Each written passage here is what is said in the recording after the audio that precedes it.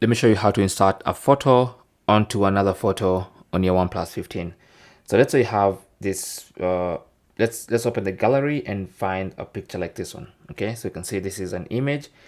If I want to add another photo on top of this specific image, all I have to do is tap on the edit button, and then I can scroll and find stickers.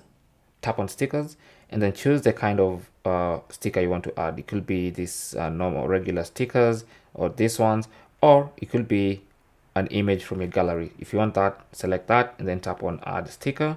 That's going to open up your gallery, and then now you can scroll and find that picture you want to add on top of this picture. Tap on the check mark, it gets added to this list. Then you can tap on it and then it's going to get added to that picture. And then from here you can just do the normal stuff of resizing, repositioning, rotating until you like it, until it's exactly the way you want it. And then now you can tap on done, and that's what your picture looks like before and after. If you like it, just save as a copy or as a replacement to the original. Thanks for watching and good luck.